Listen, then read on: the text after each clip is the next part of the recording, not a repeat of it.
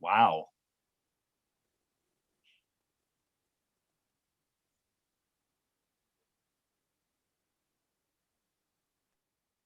Here, I'm going to do the beauty shot. I'll try to anyway. Here she goes. Come on. It's not her, it's me. I don't know if I can get it. Both. On the can I get it? I can get half a cat. Cat butt. We got cat butt. There's kitty face. Oh, she went away. Shoot. Uh-oh. I think I've done. There we go. Hello, orange blur that I work for. I don't know how that happened, honestly. Where is it? Where's your camera, dear? I don't know. Oh, there it is. Oh, that was your hand. There she is. Hi, there's a kitty.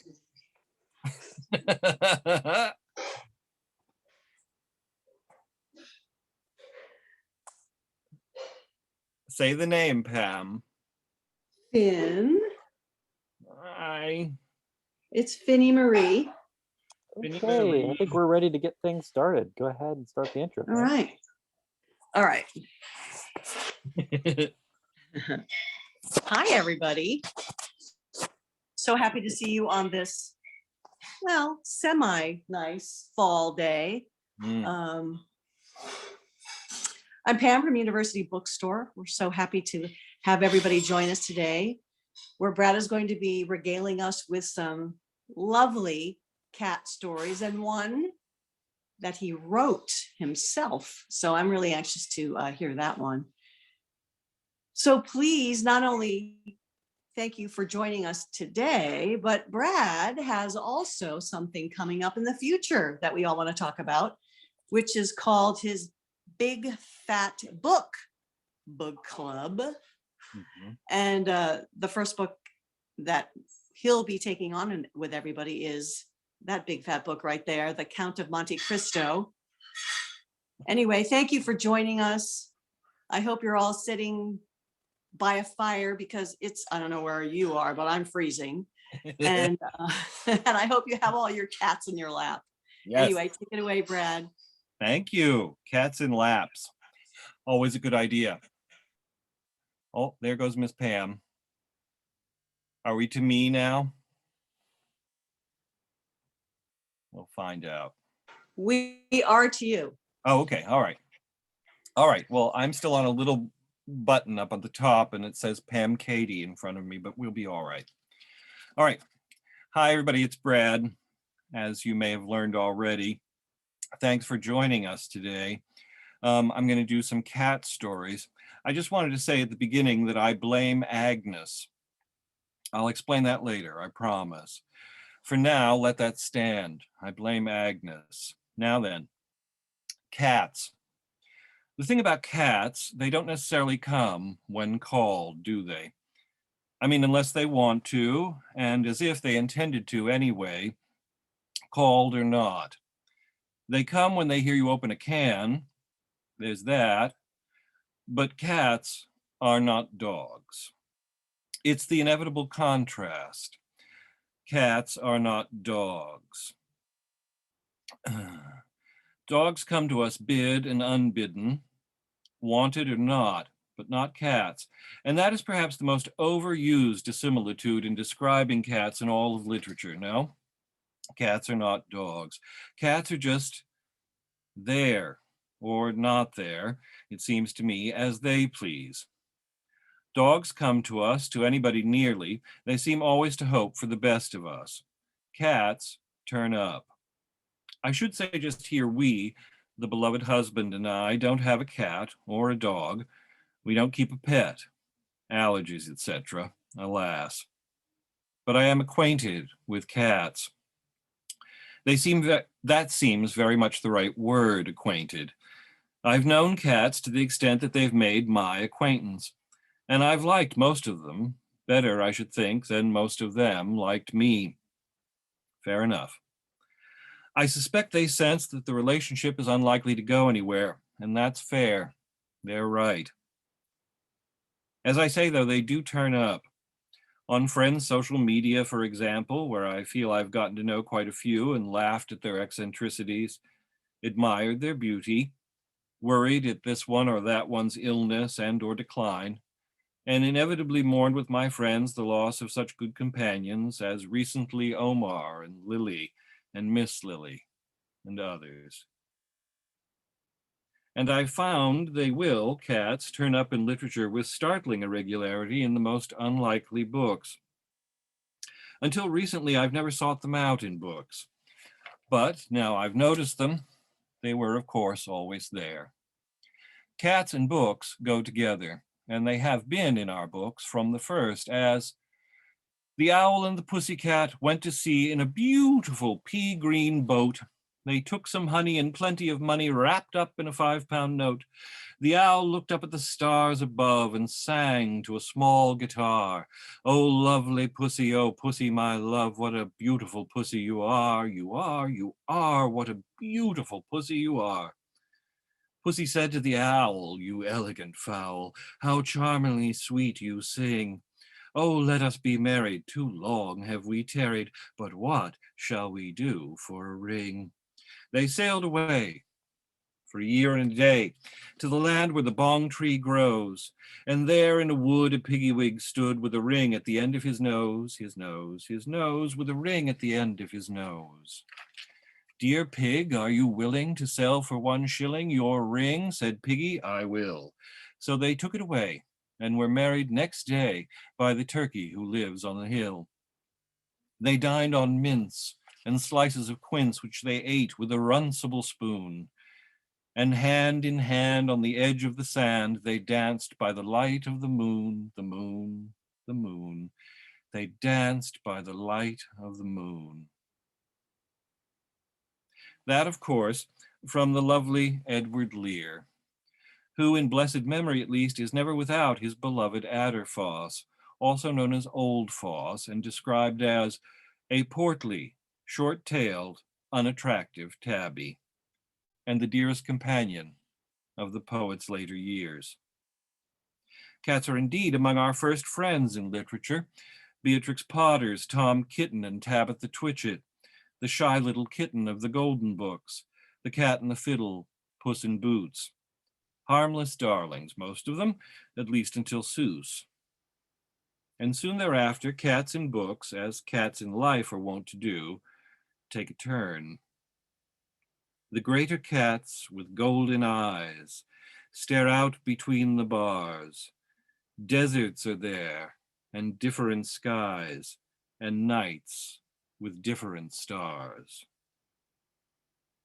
That's a little poem from Vita Sackville West. A couple of years ago, who can still tell that kind of time, I decided to do a reading for Father's Day. Researching my subject, I confronted the harsh reality that mothers in literature tend to sacrifice and sentiment and nobility, even divinity. Think Egypt's Mutt to Mother Mary to Mrs. March. Meanwhile, fathers, with the obvious exception of Atticus Finch, well, fathers tend to darker plots. Think of The Binding of Isaac.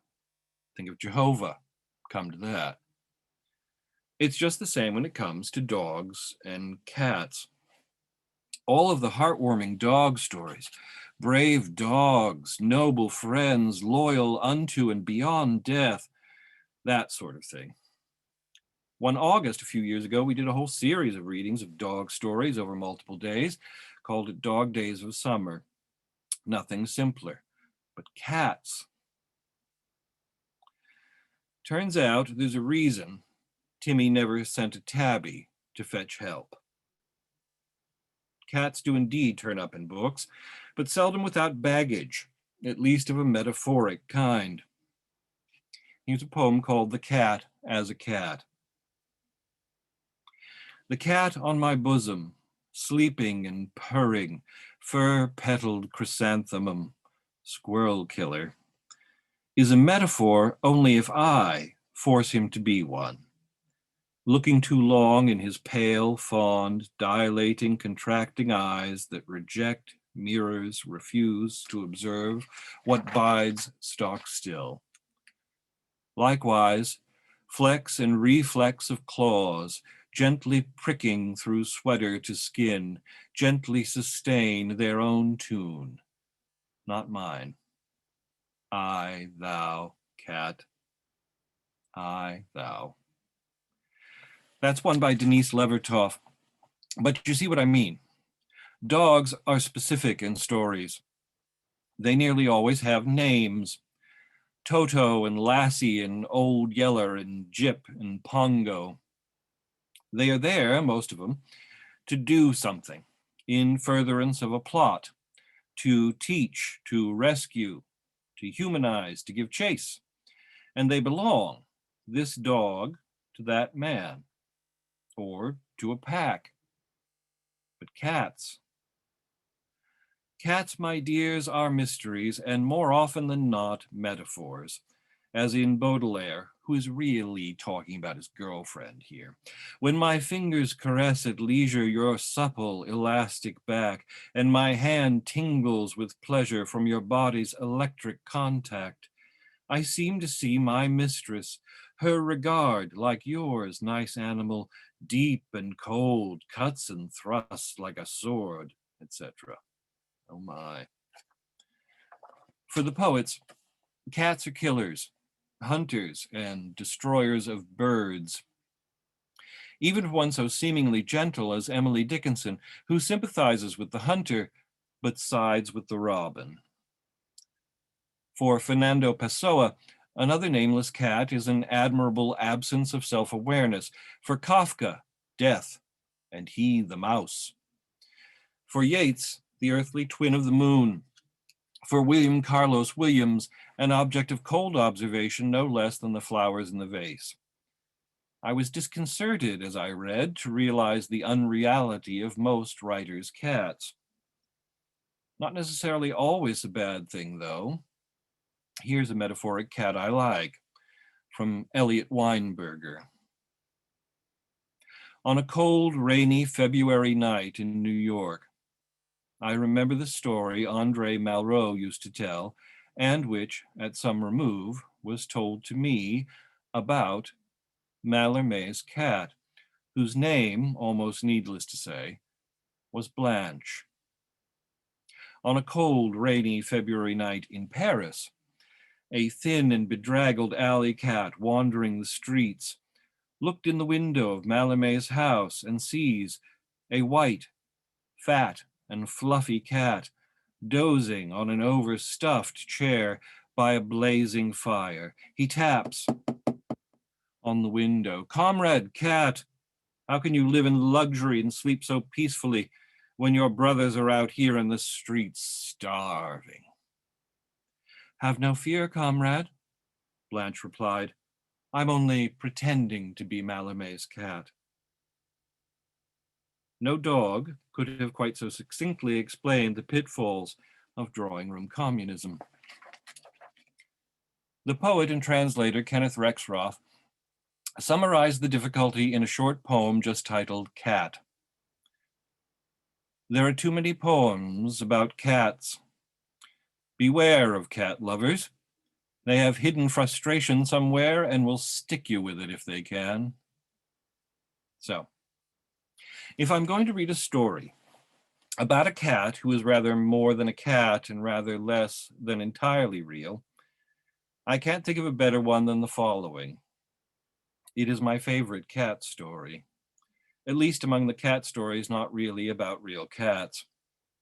I almost didn't read this one because the cat concerned comes to a bad end. But remember, not a real cat, just a story. So, by Hector Hugh Monroe, better known as Saki. Tobamori. It was a chill, rain-washed afternoon of a late August day, that indefinite season when partridges are still in security or cold storage and there is nothing to hunt. unless one is bounded on the north coast by the Bristol Channel, in which case one may lawfully gallop after fat red stags. Lady Blemley's house party was not bounded on the north by the Bristol Channel. Hence, there was a full gathering of her guests round the tea table this particular afternoon. And in spite of the blankness of the season and the triteness of the occasion, there was no trace in the company of that fatigued restlessness which means a dread of the pianola and a subdued hankering for auction bridge. The undisguised open-mouthed attention of the entire party was fixed on the homely negative personality of Mr. Cornelius Appin. Of all of her guests, he was the one who had come to Lady Blemley with the vaguest reputation. Someone had said he was clever, and he had got his invitation in the moderate expectation, on the part of his hostess, that some portion at least of his cleverness would be contributed to the general entertainment. Until tea time that day, she had been unable to discover in what direction, if any, his cleverness lay. He was neither a wit nor a croquet champion, a hypnotic force, nor a begetter of amateur theatricals. Neither did his exterior suggest the sort of man in whom women are willing to pardon a generous measure of mental deficiency. He had subsided into mere Mr. Appin, and the Cornelius seemed a piece of transparent baptismal bluff. And now he was claiming to have launched on the world a discovery, besides which the invention of gunpowder, of the printing press, and of steam locomotion were inconsiderable trifles. Science had made bewildering strides in many directions during recent decades, but this thing seemed to belong to the domain of miracle rather than scientific achievement. And you really ask us to believe, Sir Wilfrid was saying, that you have discovered a means for instructing animals in the art of human speech, and that dear old Tobermory has proven your first successful pupil? It is a problem at which I have worked for the last 17 years, said Mr. Appin, but only during the last 8 or 9 months have I been rewarded with glimmerings of success. Of course, I have experimented with thousands of animals, but latterly only with cats, those wonderful creatures which have assimilated themselves so marvelously with our civilization, while retaining all their highly developed feral instincts. Here and there among cats, one comes across an outstanding superior intellect, just as one does among the ruck of human beings. And when I made the acquaintance of Tobermory a week ago, I saw at once that I was in contact with a beyond cat of extraordinary intelligence. I had gone far along the road to my success in recent experiments, but with Tobermory, as you call him, I have reached the goal. Mr. Appin concluded his remarkable statement in a voice which he strove to divest of triumphant inflection. No one, said Rats, though Clovis's lips moved in a monosyllabic contortion, which probably invoked those rodents of disbelief. And do you mean to say, asked Miss Resker with a slight pause, that you have taught Tobermory to say and understand easy sentences of one syllable? My dear Miss Resker, said the wonder worker patiently, one teaches little children and savages and backward adults in that piecemeal fashion. When one has solved the problem of making the beginning with an animal of highly developed intelligence, one has no need for those halting methods. Tobermory can speak our language with perfect correctness. This time, Clovis very distinctly said, beyond rats. Sir Wilfrid was more polite, but equally skeptical. Hadn't we better have the cat in and judge for ourselves, said Lady Blemley. Sir Wilfrid went in search of the animal, and the company settled themselves down to the languid expectation of witnessing some more or less adroit drawing-room ventriloquism. In a minute, Sir Wilfrid was back in the room, his face white beneath his tan, and his eyes dilated with excitement. By gad, it's true. His agitation was unmistakably genuine, and his hearers started forward in a thrill of wakened interest. Collapsing into an armchair, he continued breathlessly. I found him dozing in the smoking room and called out to him to come for his tea. He blinked at me in his usual way, and I said, come on, Toby, don't keep us waiting. And by gad, he drawled out in the most horrible natural voice that he'd come when he dashed well pleased. I nearly jumped out of my skin. Appin had preached to absolute incredulous hearers, so Wilfrid's statement carried instant conviction. A Babel-like chorus of startled exclamation arose, amid which the scientist had mutely enjoyed the first fruit of his stupendous discovery. In the midst of the clamor, Tobermory entered the room and made his way with velvet tread and studied unconcern across the group seated round the tea table. A sudden hush of awkwardness and constraint fell on the company. Somehow there seemed an element of embarrassment in addressing on equal terms a domestic cat of acknowledged dental ability. Will you have some milk, Tobermory? Asked Lady Blemley in a rather strained voice.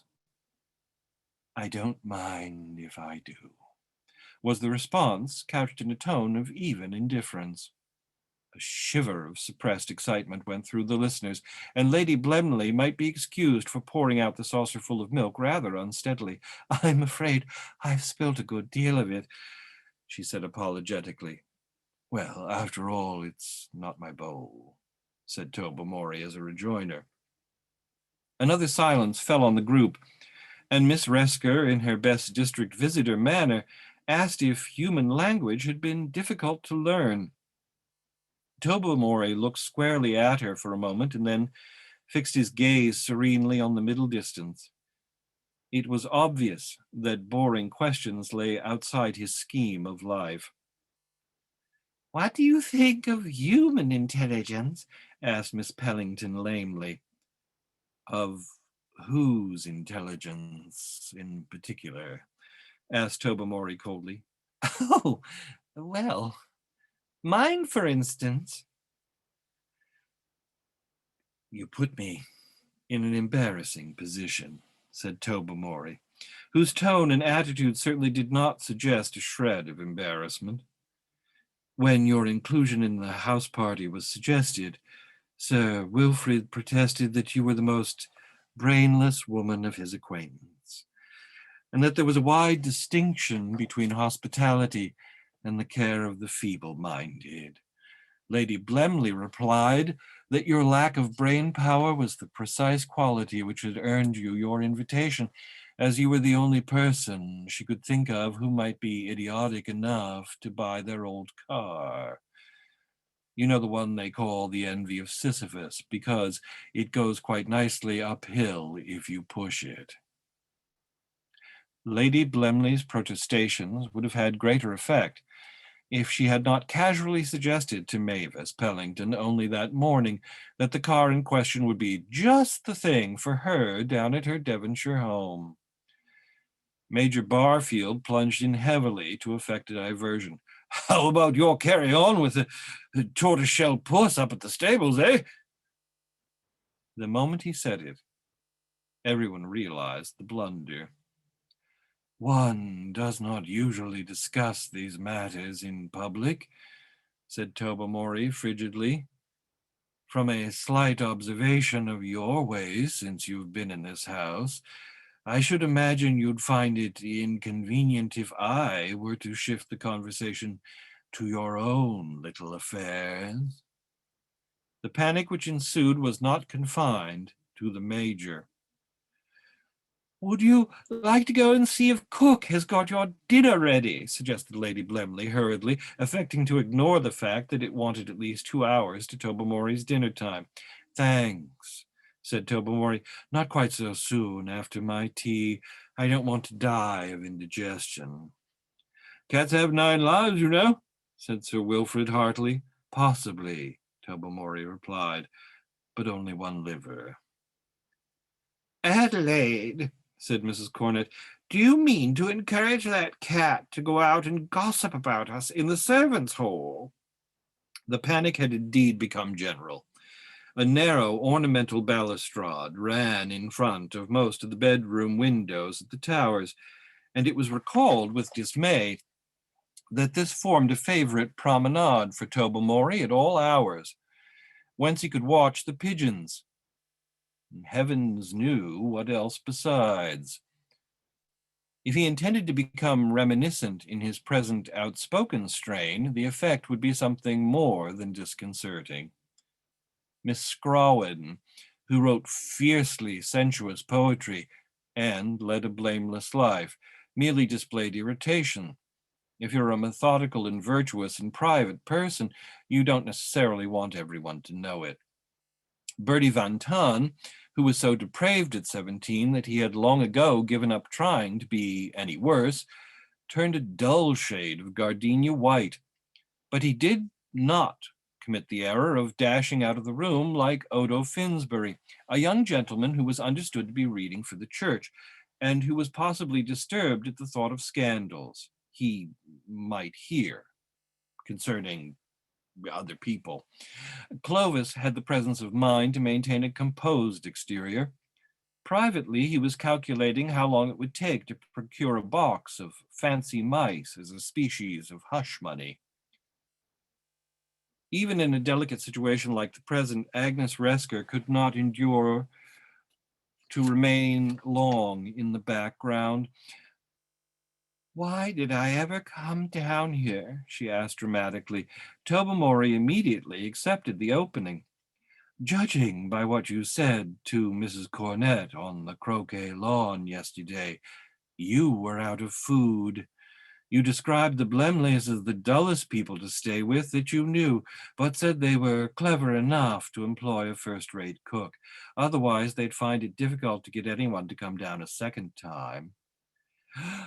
There's not a word of truth in it. I appeal to Mrs. Cornet, exclaimed the discomforted Agnes. Mrs. Cornet repeated your remark afterward to Bertie Van Tan, continued Tobermory, and said, that woman is a regular hunger marcher. She'd go anywhere for 4 square meals a day. And Bertie Van Tan said, at this point, the chronicle mercifully ceased. Tobermory had caught a glimpse of the big yellow Tom from the rectory, working his way through the shrubbery towards the stable wing. In a flash, he had vanished through the open French window. With the disappearance of his too brilliant pupil, Cornelius Appin found himself beset by a hurricane of bitter upbraiding, anxious inquiry, and frightened entreaty. The responsibility for the situation lay with him, and he must prevent matters from becoming worse. Could Tobermory impart his dangerous gift to other cats? Was the first question he had to answer. It was possible, he replied, that he might have initiated his intimate friend, the stable puss, into his new accomplishment, but it was unlikely that his teaching could have taken a wider range as yet. Then, said Mrs. Cornet, Tobermory may be a valuable cat and a great pet, but I'm sure you'll agree, Adelaide, that both he and the stable cat must be done away with without delay. You don't suppose I've enjoyed the past quarter of an hour, do you? Said Lady Blemley bitterly. My husband and I are very fond of Tobermory. At least we were, before this horrible accomplishment was infused into him. But now, of course, the only thing is to have him destroyed as soon as possible. We could put some strychnine in the scraps he always gets at dinner time, said Sir Wilfrid, and I will go down and drown the stable cat myself. The coachman will be very sorry at losing his pet, but I'll say a very catching form of mange has broken out in both cats, and we're afraid of it spreading to the kennels. But my great discovery, expostulated Mr. Appin, after all my years of research and experiment. You can go and experiment on the shorthorns at the farm, who are under proper control, said Mrs. Cornett, or the elephants at the zoological gardens. They're said to be highly intelligent, and they have this recommendation, that they don't come creeping about our bedrooms and under chairs and so forth. An archangel ecstatically proclaiming the millennium, and then finding it had clashed unpardonably with the Henley Regatta and would have to be indefinitely postponed, could hardly have felt more crestfallen than Cornelius Appin at the reception of his wonderful achievement. Public opinion, however, was against him. In fact, had the general voice been consulted on the subject, it is probable that a strong minority vote would have been in favor of including him in the strychnine diet. Defective train arrangements and a nervous desire to see matters brought to a finish prevented an immediate dispersal of the party, but dinner that evening was not a social success. Sir Wilfrid had had a rather trying time with the stable cat and subsequently with the coachman. Agnes Resker ostentatiously limited her repast to a morsel of dry toast, which she bit as though it were a personal enemy, while Mavis Pellington maintained a vindictive silence throughout the meal. Lady Blemley kept up a flow of what she hoped was conversation, but her attention was fixed on the doorway. A plateful of carefully dosed fish scraps was in readiness on the sideboard, but the sweets and savory and desserts went their way, and no Tobermory appeared in the dining room or kitchen. The sepulchral dinner was cheerful compared with the subsequent vigil in the smoking room. Eating and drinking had at least supplied a distraction and cloak to the prevailing embarrassment. Bridge was out of the question in the general tension of nerves and temper. And after Odo Finsbury had given a lugubrious rendering of Melisande in the Wood to a frigid audience, music was tactically avoided. At 11, the servants went to bed, announcing that the small window in the pantry had been left open as usual for Tobermory's private use. Lady Blemley made periodic visits to the pantry, returning each time with an expression of listless depression, which forestalled questioning. The servants, taking round the early tea next morning, made a uniform announcement in reply to a uniform question. Tobermory had not returned. Breakfast was, if anything, a more unpleasant function than dinner had been. But before its conclusion, the situation was relieved. Tobermory's corpse was brought in from the shrubbery where a gardener had just discovered it. From the bites on his throat and the yellow fur which coated his claws, it was evident that he had fallen in an unequal combat with the big Tom from the rectory. By midday, most of the guests had quitted the house, and after lunch, Lady Blemley had sufficiently recovered her spirits to write an extremely nasty letter to the rectory about the loss of her valuable pet. Tobermory had been Appin's one successful pupil, and he was destined to have no successor. A few weeks later, an elephant in the Dresden Zoological Garden, which had shown no previous signs of irritability, broke loose and killed an Englishman who had apparently been teasing it. The victim's name was variously reported in the papers as Oppin or Eppelin, but his front name was faithfully rendered Cornelius. If he was trying German irregular verbs on the poor beast, said Clovis, he deserved all he got. Now, thus Tobermory. Real cats. Turns out I prefer real cats, and the writing about them in a real and convincing way needn't be without humor or wit. One of my favorite poets, Stevie Smith, was a very genuine, perfectly respectable cat lady of the established school, and wrote frequently about her feline companions. Here's My Cat Major. My Cat Major is a fine cat. What is he at? He hunts birds in the hydrangea, and in the tree Major was ever a ranger. He ranges where no one can see. Sometimes he goes up in the attic with a hooked back. His paws hit the iron rungs of the ladder in a quick kick. How can this be done? It is a knack. Oh, Major is a fine cat. He walks cleverly. And what is he at, my fine cat? No one can see. Major seems to me to have been quite real and very well observed, to the extent that he, or any cat, allows for or cares at all about human observation. This now became my focus as I was reading about cats. I wanted only actual cats, as in this poem by novelist and poet Margaret Atwood. The poem is called February. Winter. Time to eat fat and watch hockey. In the pewter morning, the cat, a black fur sausage with yellow Houdini eyes, jumps up on the bed and tries to get onto my head. It's his way of telling whether or not I'm dead. If I'm not, he wants to be scratched. If I am, he'll think of something. He settles on my chest, breathing his breath of burped up meat and musty sofas, purring like a washboard. Some other tomcat, not yet a capon, has been spraying our front door, declaring war. It's all about sex and territory, which are what will finish us off in the long run. Some cat owners around here should snip a few testicles. If we wise hominids were sensible, we'd do that too, or eat our young, like sharks. But it's love that does us in, over and over again. He shoots, he scores, and famine crouches in the bed sheets, ambushing the pulsing eider down, and the wind chill factor hits 30 below, and pollution pours out of our chimneys to keep us warm. February, month of despair, with a skewered heart in the center.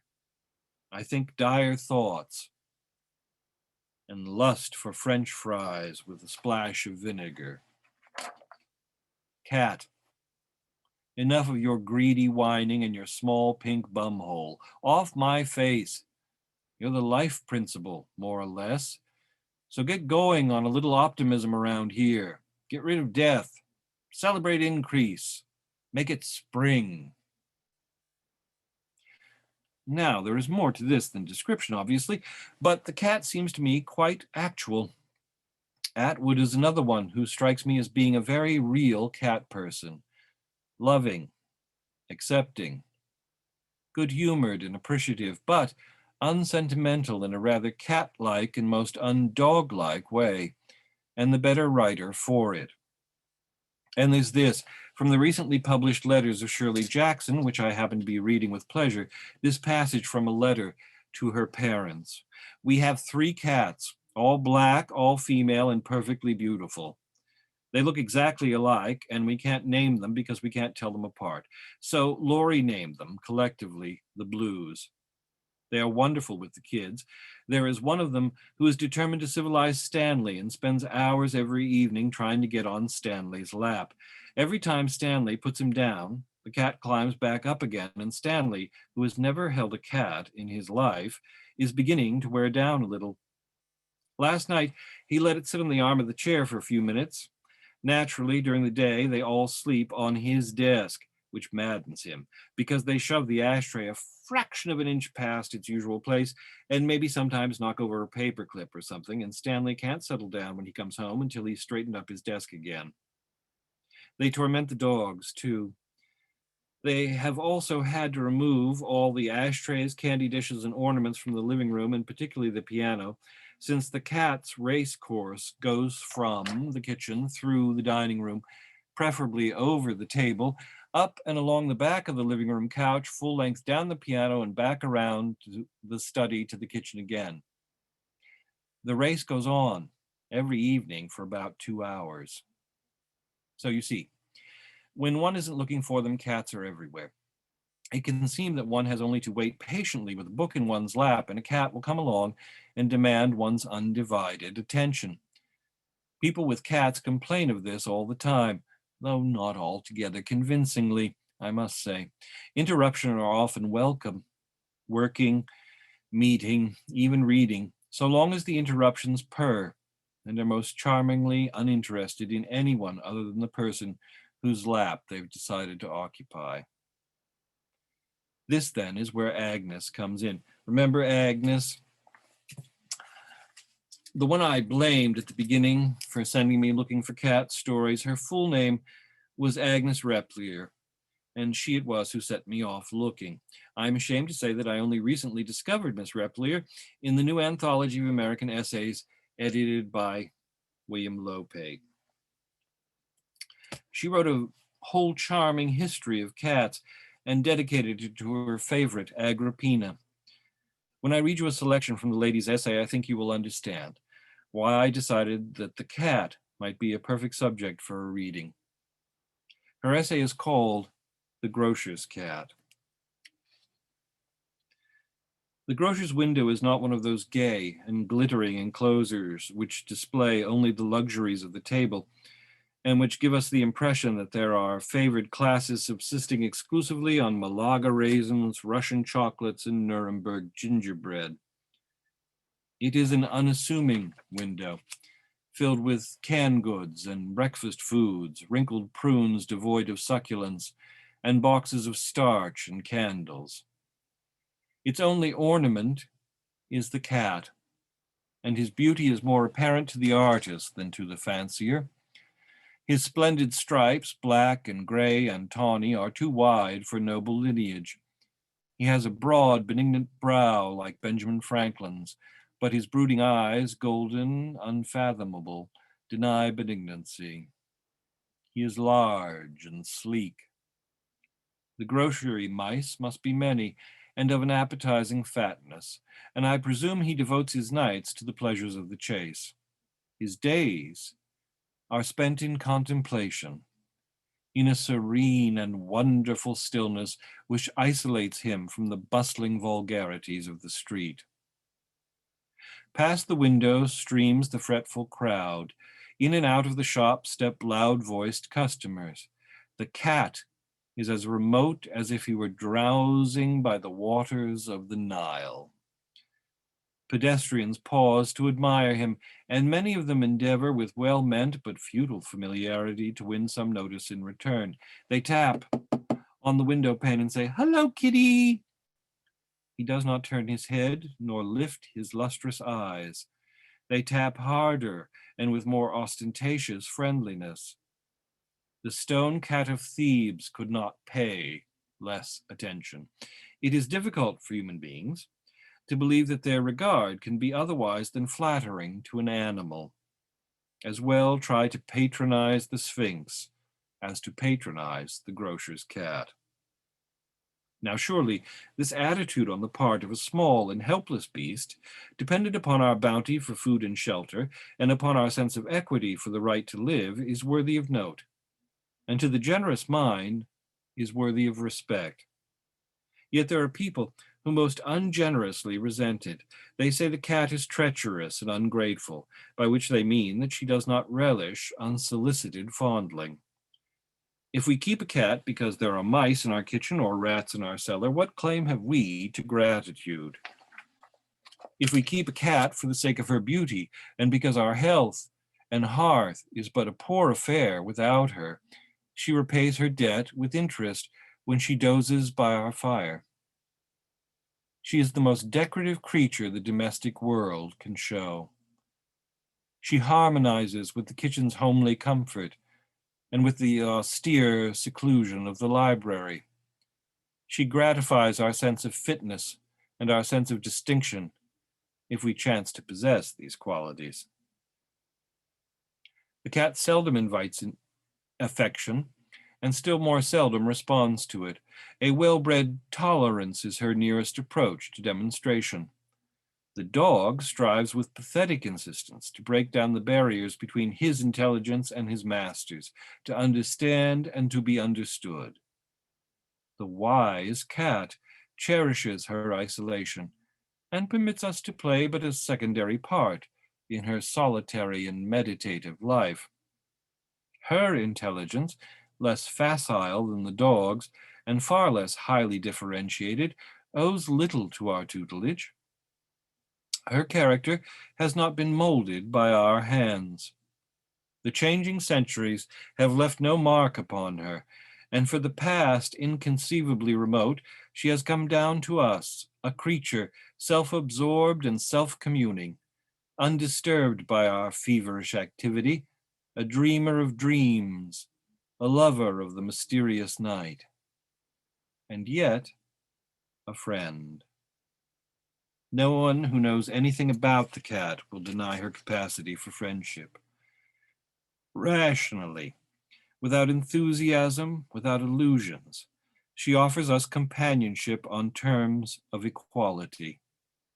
She will not come when she is summoned, unless the summons be for dinner, but she will come of her own sweet will and bear us company for hours, sleeping contentedly in her armchair, or watching with half-shut eyes the quiet progress of our work.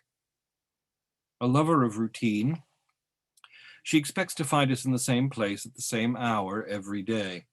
And when her expectations are fulfilled, cats have some secret method of their own for telling time, she purrs approval at our punctuality. My cat Lux What my cat Lux detests are noise, confusion, and people who bustle in and out of rooms. There is something indescribably sweet in the quiet, self-respecting friendliness of my cat, in her marked predilection for my society. The absence of exuberance on her part and the restraint I put upon myself lend an element of dignity to our intercourse. Assured that I will not presume too far on her good nature, that I will not indulge in any of those gross familiarities, those boisterous gambols which delight the heart of a dog, Lux yields herself more and more passively to my persuasions. She will permit an occasional caress and acknowledge it with a perfunctory purr. She will manifest a patronizing interest in my work, stepping sedately among my papers, and now and then putting her paw with infinite deliberation on the page I am writing, as though the resulting smear thus contributed spelt Lux, her mark, and was a reward of merit. But she never curls herself upon my desk, never usurps the place sacred to the memory of a far dearer cat.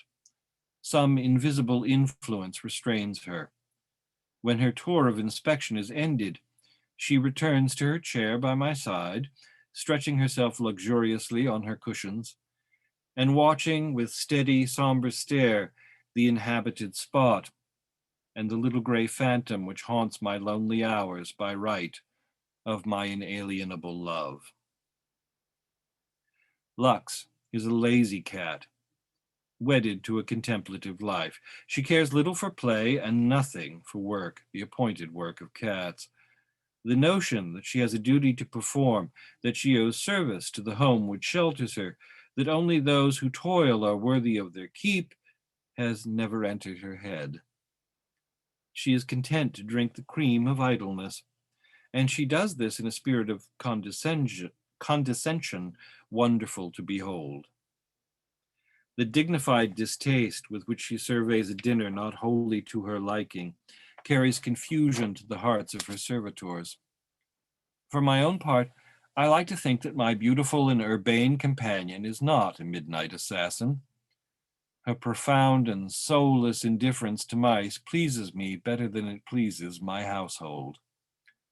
From an economic point of view, Lux is not worth her salt. Huxley's cat, be it remembered, was never known to attack anything larger and fiercer than a butterfly. I doubt whether he has the heart to kill a mouse, wrote the proud possessor of this prodigy, but I saw him catch and eat the first butterfly of the season, and I trust that the germ of courage thus manifested may develop with years into efficient mousing. Even Huxley was disposed to take a utilitarian view of cathood.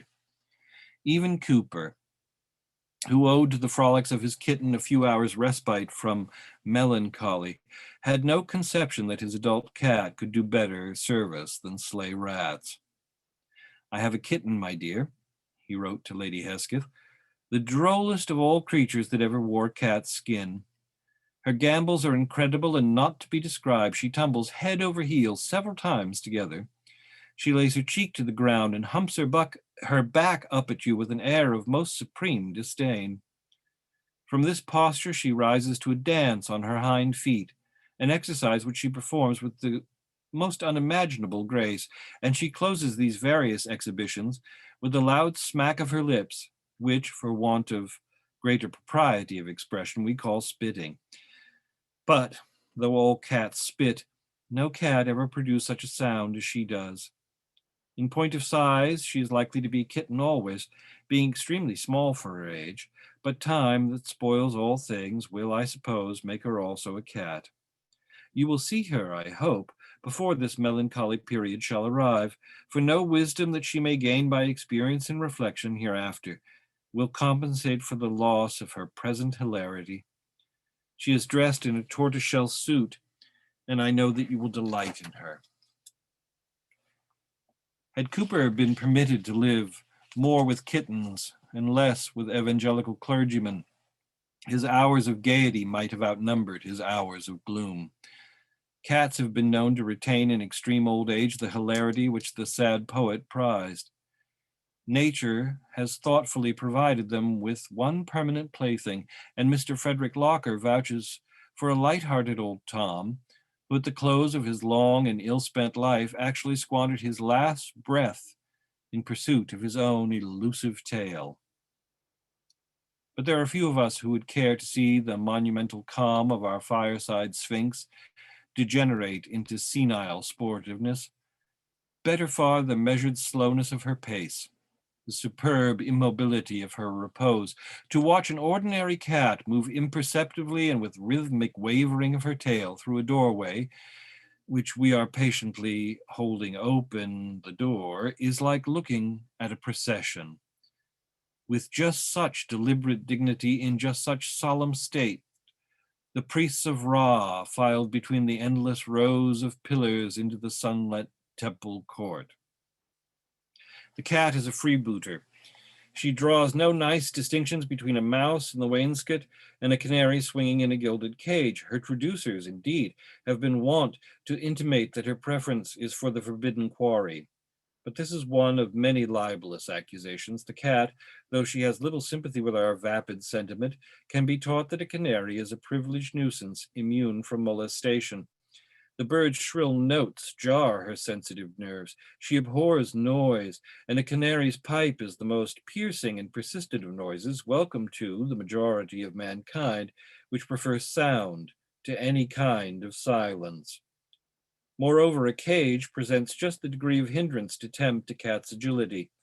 That puss habitually refrains from ridding the household of canaries is proof of her innate reasonableness, of her readiness to submit her finer judgment and more delicate instincts to the common caprices of humanity. The vanity of man revolts from the serene indifference of a cat. He is forever lauding the dog, not only for its fidelity, which is a beautiful thing, but for its attitude of humility and abasement. A distinguished American prelate has written some verses to his dog in which he assumes that to the animal's eyes he is God, a being whose word is law and from whose sovereign hand flows all life's countless benefactions. Another complacent enthusiast describes his dog as sitting motionless in his presence, at once tranquil and attentive as a saint should be in the presence of God. He is happy with the happiness which we perhaps shall never know, since it springs from the smile and approval of a life incomparably higher than his own. Of course, if we are to wallow in idolatry like this, we do well to choose the dog and not the cat to play the worshipper's part. I am not without a suspicion that the dog is far from feeling the rapture and reverence which we so delightedly ascribe to him. What is there about any one of us to awaken such sentiments in the breast of an intelligent animal? Pardon me. As a matter of fact, all cats and kittens, whether royal Persians or of the lowliest estate, resent patronage, jocoseness, which they rightly hold to be in bad taste, and demonstrative affection. Those lavish embraces which lack delicacy and reserve. This last prejudice they carry sometimes to the verge of unkindness, eluding the caresses of their friends and wounding the spirit of those who love them best. The little 8-year-old English girl who composed the following lines, when smarting from unrequited affection, had learned pretty much all there is to know concerning the capricious nature of cats. Oh, Selima shuns my kisses. Oh, Selima hates her missus. I never did meet with a cat so sweet, or a cat so cruel as this is. I was permitted to witness another silent combat, another signal victory. This time the cat was, I grieve to say, a member of a troupe of performing animals exhibited at the Folies Bergère in Paris. Her fellow actors, poodles and monkeys, played their part with relish and a sense of fun. The cat, a thing apart, condescended to leap twice through a hoop and to balance herself very prettily on a large rubber ball. She then retired to the top of a ladder, made a deft and modest toilet, and composed herself for slumber. Twice the trainer spoke to her persuasively, but she paid no heed and evinced no further interest in him or his entertainment. Her time for condescension was past. The next day, I commented on the cat's behavior to some friends who had also been to the Folies Bergère on different nights. But, said the first friend, the evening I went, the cat did wonderful things, came down the ladder on her ball, played the fiddle and stood on her head. Really, said the second friend. Well, the night I went, she did nothing at all, except cuff one of the monkeys that annoyed her. She just sat on the ladder and watched the performance. I presume she was there by way of decoration. All honor to the cat, who, when her little body is enslaved, can still preserve the freedom of her soul. The dogs and monkeys obeyed their master, but the cat, like Montaigne's happier cat long ago, had her time to begin and to refuse. And the showman and audience waited upon her will. Delightful, Agnes. Thank you. I would end here, as the time is nigh, but I don't want my listeners to think I am insensible to those who would think it odd for a man to tell them only about other people's cats, and so one briefly of my own. I remember more dogs, if I'm honest. No dog is anonymous for long. They make their own introductions, glad-handers, boosters, wrestlers, and even bullies, some of them. Happy to meet you or threaten to eat you, that was every dog on the edge of every property at the end of every country drive where I grew up. Couldn't miss the dogs. So, in that bucolic landscape, there may well have been as many cats as there were dogs, but not as I remember. For all I know, there may have been more cats than dogs out there in the woods, for instance. Not being so noisy and forward, cats might go unnoticed, unheard, and unseen. Dogs tended to come right up at you, out of their houses and across the yard before you knew it. A dog, even a 3-legged dog like the one down the road, could run out the length of a chain or up to the top of a fence and announce themselves before a boy on a bike could swerve back into traffic, such as it was then. Impossible to miss, knowing most dogs, even the old ones. In the country, dogs would chase you, as would geese. But I can honestly say I was never actively pursued by a cat.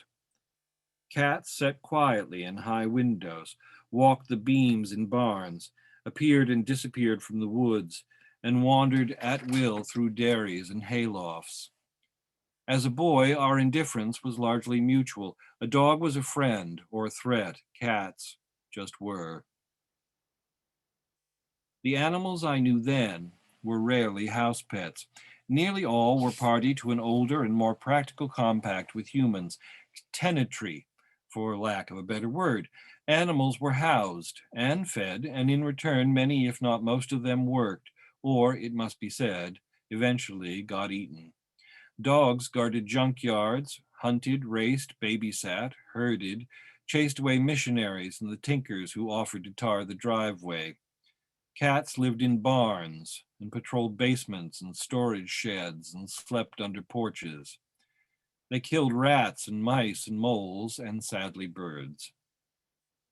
Many of the cats in my acquaintance were all but feral, but not altogether unfriendly in principle.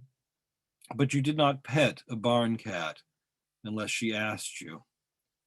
We had a barn and a chicken coop, and so we had cats.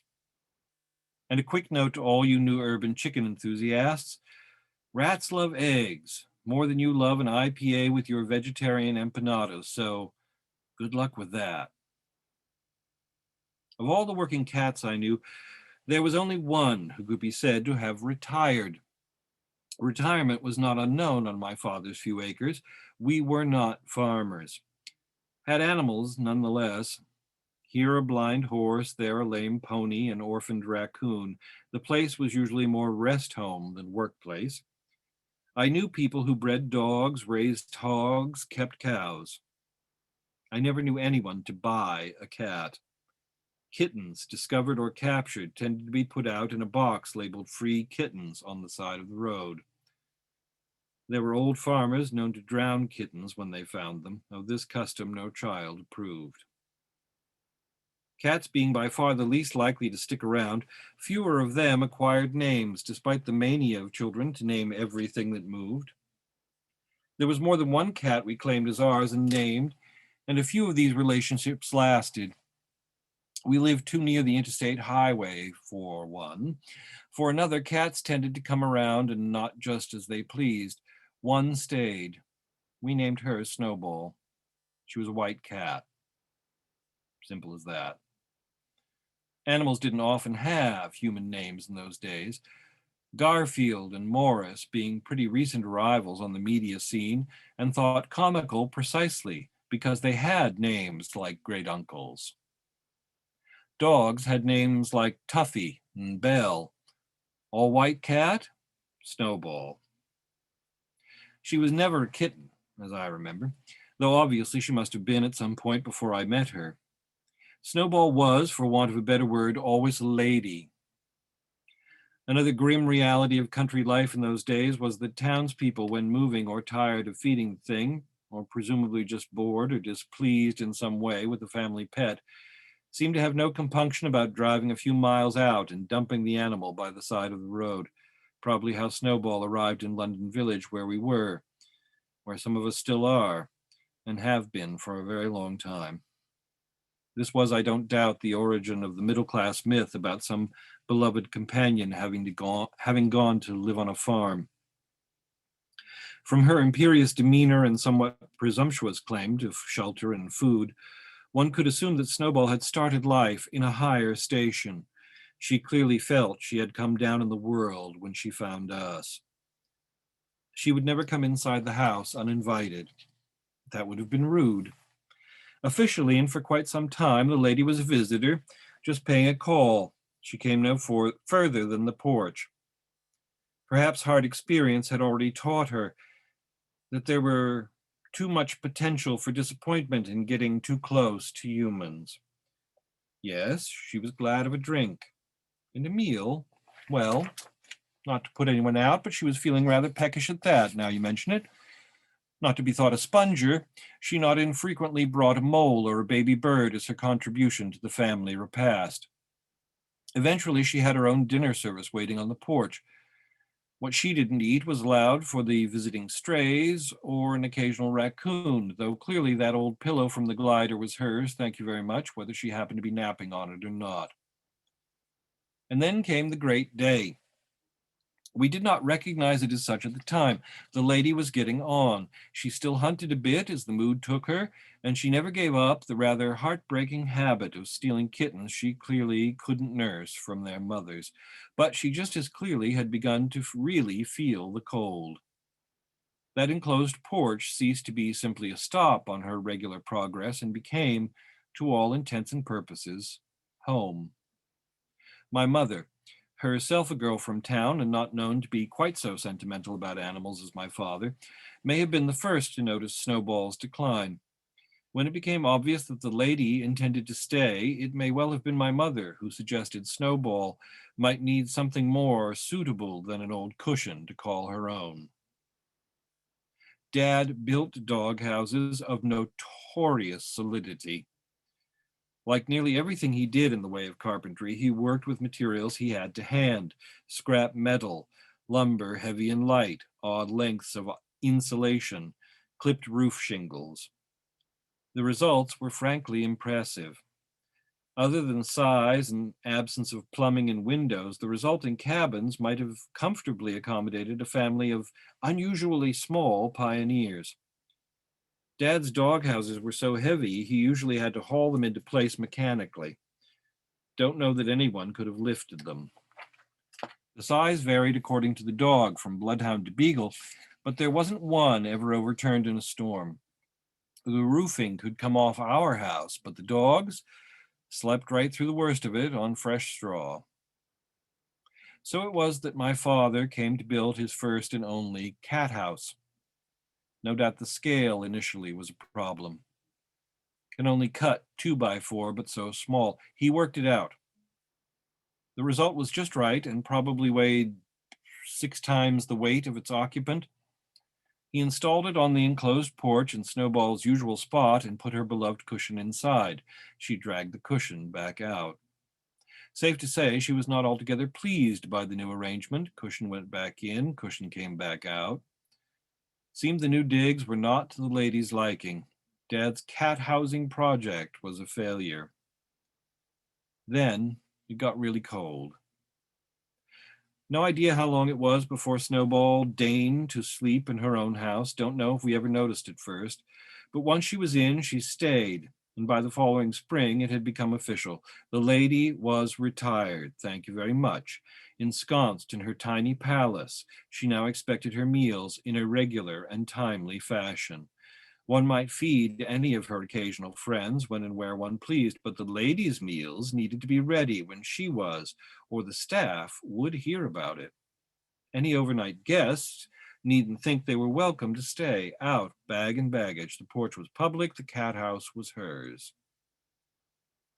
If the day was nice and she felt up to it, there might be a walk around the grounds. In the summer, she was still delighted by the prospect of June bugs and moths drawn to the porch light.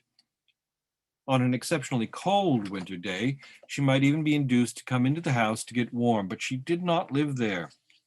She need hardly remind us, a house of her own. Remembering that she was an adult when we met, I cannot accurately estimate her age. She lived a very long time after her retirement, so her years must have been considerable.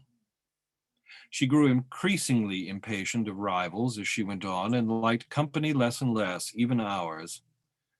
For children, she eventually had no patience at all and would growl from within her house at even the hint of a baby's cry or a child's laugh. Her appetite never slackened until very near the end, so she became rather fat. She lost teeth and may well have been more than a little blind, the gold in her eyes growing dim and the blue milkier. Appearance remained important to her, and she was never less than impeccably clean in her person, though it must be said, she was never much of a housekeeper and rejected any effort to replace her favorite cushion, which eventually grew black with age, though she did at some point allow for the addition of a baby blanket in her decor. Like many an elderly person, she came to welcome affection, but seemed to have no special need of it. Then and always content within herself, and to watch the world in small from her vantage on the porch. I was already away from home when Snowball's long retirement drew to its natural end. My parents could not bear the sight of that empty cat house or think of allowing a new tenant. I suspect my dad burned it, though I don't know that he did. There was never another on the porch. To say that such a personage was ever a pet would be to demean what was a model of civilized coexistence. Snowball lived with us, offered hospitality she accepted, eventually, and very much on her own terms. In a fairly brutal environment, she saw an opportunity and took it. Eventually, she made what was an unprecedented choice to retire. and picked her own spot. Call it Snowball's chance. Damned if we didn't all go along with it, too. I will close with what for me is an otherwise unlikely choice and give the last word to, of all people, Charles Bukowski. I think that the world should be full of cats and full of rain. That's all. Just cats and rain, rain and cats.